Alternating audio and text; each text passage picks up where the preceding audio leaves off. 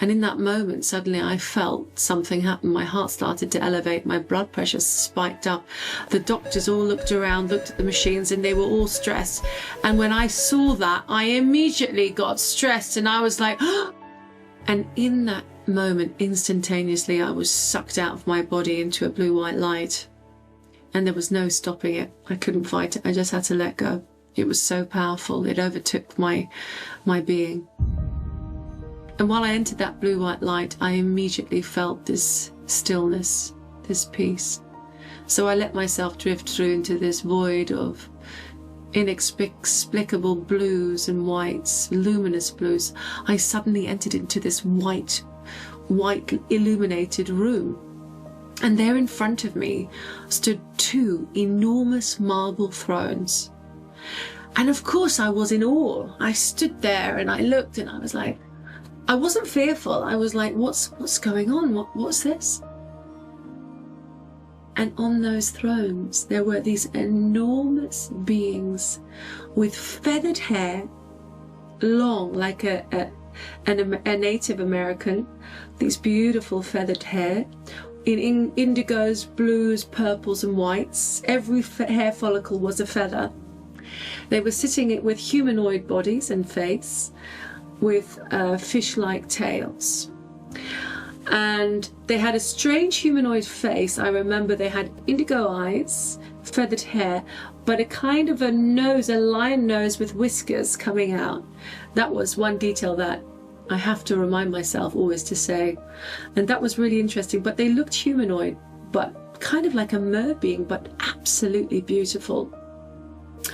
And in that moment, of course, I was filled with peace, because they looked deep into my eyes and it was almost like a homecoming. I knew I'd come home. I knew they were telepathically telling me, you've come home, you are our tribe, you've come home to your soul tribe. And all the fear and the worry left me, and immediately I felt at home. It was like everything that ever happened before seemed more like the dream world.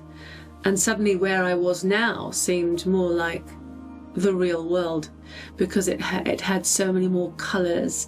It felt so much more real.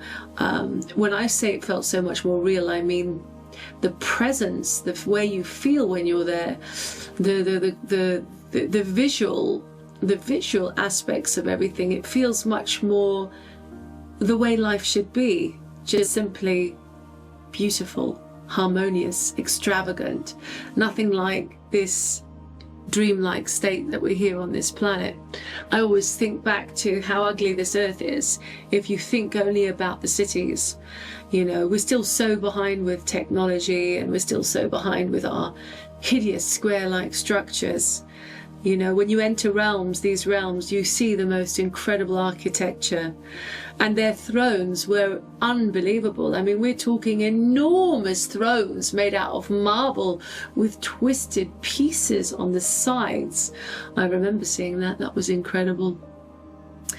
And so they told me a lot of information about who I was, and it all came back to me, of course. I think in that moment you get a lot of realization who you really are. And are you just like, oh my God, I've just been on a long, bad holiday and called life. And then you come back and you just think, okay, now I get it. Now I understand. And in that moment when they were telling me more things, they were telling me about how I wasn't supposed to bring in children into this world. My story, me, I'm talking about me. I wasn't supposed to do that.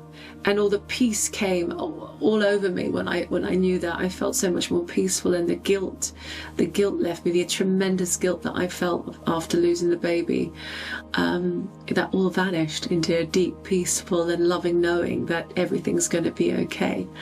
And they were telling me more and more information, and as I was like just coming into the realization of, yeah, I was sucked back into that blue vortex. And I was sucked right back, and I was sucked right back into the bed, where I woke up next to this Viennese